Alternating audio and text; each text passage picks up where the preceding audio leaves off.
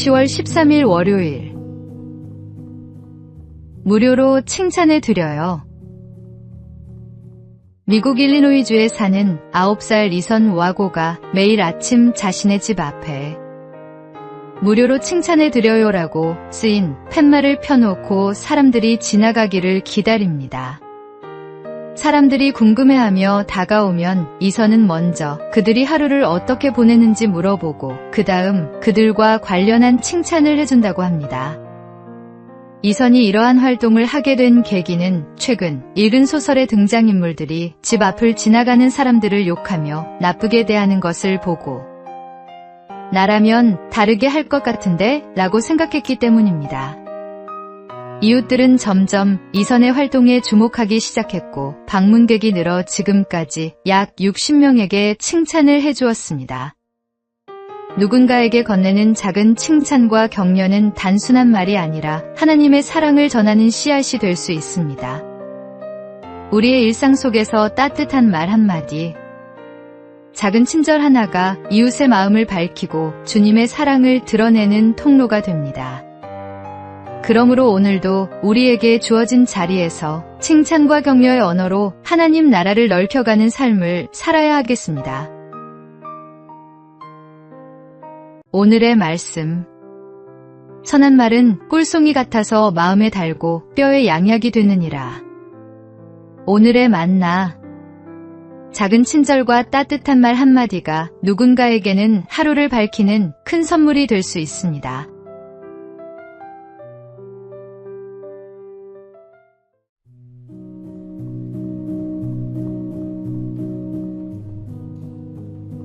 (10월 14일) 화요일.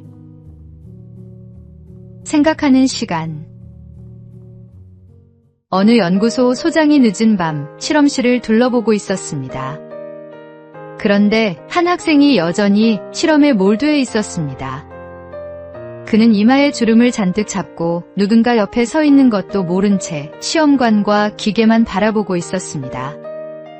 소장이 일부러 하고 헛기침을 하자 그제야 학생은 고개를 들었습니다. 자네, 오전에는 무엇을 했나? 실험했습니다. 그럼 오후에는? 역시 실험했습니다. 저녁은? 마찬가지로 실험했습니다. 소장은 잠시 그를 바라보다가 목소리를 조금 높여 말했습니다. 좋네. 하지만 그렇다면 자네는 언제 생각을 하나? 행동만 있고 생각이 없는 삶은 결국 많은 후회를 남깁니다. 그러나 깊이 생각한 뒤 이루어지는 행동은 균형과 지혜가 있습니다. 신앙의 길도 마찬가지입니다. 우리의 말과 행동은 반드시 하나님의 말씀에 비추어 생각한 후에 이루어져야 합니다. 성경 속에서 방향을 점검하지 않은 채 움직이면 열심히 있어도 헛돌 수 있습니다. 오늘의 말씀. 이 모든 일에 전심전력하여 너의 성숙함을 모든 사람에게 나타나게 하라. 오늘의 만나. 바쁜 일상 속에서도 잠시 멈추어 말씀 안에서 생각을 정리하는 지혜로운 삶을 살아가십시오.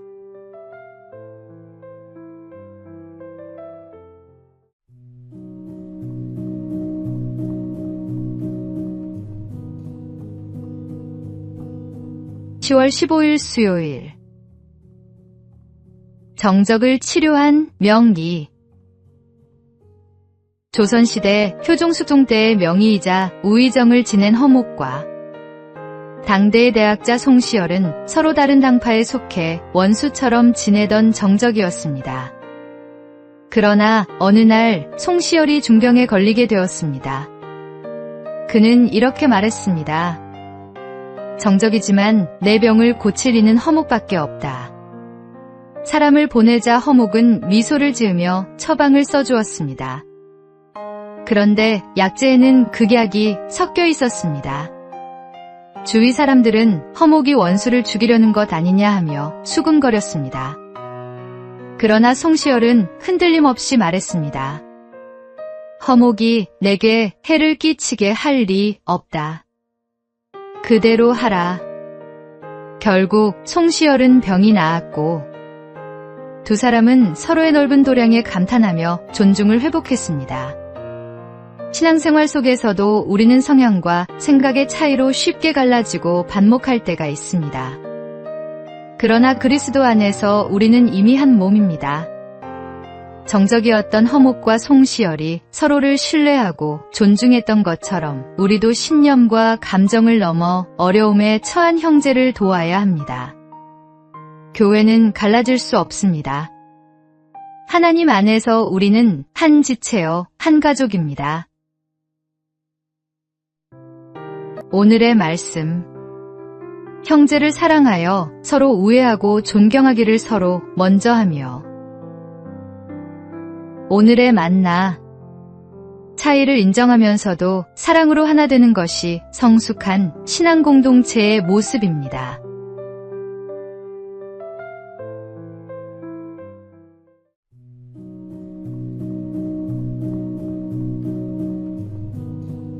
(10월 16일) 목요일. 아이의 눈에 비친 결혼. 어느 결혼식이 있었습니다. 추가객들 앞에서 서 있는 신랑과 신부는 더없이 행복해 보였습니다. 예식이 끝나고 신혼여행을 떠나는 두 사람을 향해 하객들도 환하게 웃으며 축복을 보냈습니다. 그때 사람들 사이에 있던 한 꼬마 아이가 엄마에게 속삭였습니다. 엄마, 결혼이 뭐예요? 엄마는 웃으며 대답했습니다. 결혼은 남자와 여자가 서로 사랑해서 함께 살기로 약속하는 거란다. 결혼하면 싸우지 않고 서로 이해하고 잘못을 감싸주고 힘든 일도 나누며 도와주는 거야. 그러자 아이가 진지하게 말했습니다. 그러면 엄마 아빠는 아직 결혼 안 했나 봐요. 거짓을 모르는 아이의 눈은 있는 그대로를 비춥니다. 아이의 눈에 비친 부모의 모습이 바로 진짜 결혼 생활의 증거입니다.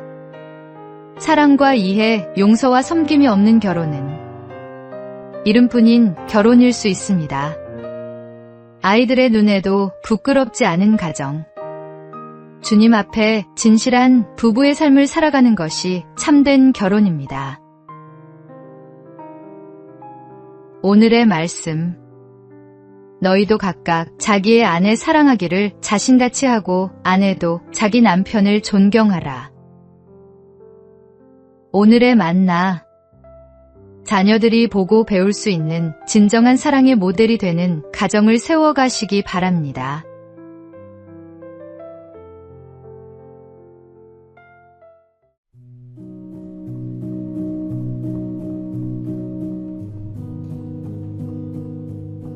(10월 17일) 금요일. 습관의 힘. 사람은 습관의 존재라고 합니다. 우리의 행동 대부분은 몸에 밴 습관에서 비롯되기 때문입니다. 문제는 좋은 습관보다 나쁜 습관에 훨씬 쉽게 물든다는 것입니다. 그 습관은 타고난 좋은 성품마저도 무너뜨릴 수 있습니다. 독일의 한 작가 에리히 캐스트너가 그의 친구와 장거리 기차 여행을 할 때의 일화입니다.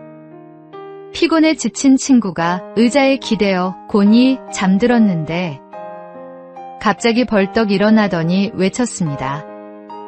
큰일 날 뻔했네. 하마터면 수면제를 먹는 걸 잊을 뻔했어. 그리고는 황급히 약을 삼키고 다시 잠들었다고 합니다. 습관은 이처럼 우리의 삶을 무의식적으로 지배합니다. 손찌검하는 습관, 거친 언어를 사용하는 습관. 남을 쉽게 판단하는 습관은 자신뿐 아니라 주변까지도 상처 입힙니다. 반대로 선한 습관은 우리의 삶을 세우고 다른 이들에게 생명을 불어넣습니다. 혹시 지금 당신의 삶에도 고쳐야 할 습관이 있습니까? 그렇다면 오늘이 바로 변화의 날입니다. 사도 바울의 고백처럼 내가 무엇에든지 얽매이지 아니하리라는 결단으로 나쁜 습관에서 벗어나 주님 안에서 자유롭고 경건한 습관을 세워가야 하겠습니다. 오늘의 말씀. 모든 것이 내게 가하나 다 유익한 것이 아니요. 모든 것이 내게 가하나 내가 무엇에든지 얽매이지 아니하리라. 오늘의 만나. 나쁜 습관을 선한 습관으로 바꾸려는 결단 뒤에 하나님의 놀라운 복이 기다리고 있습니다.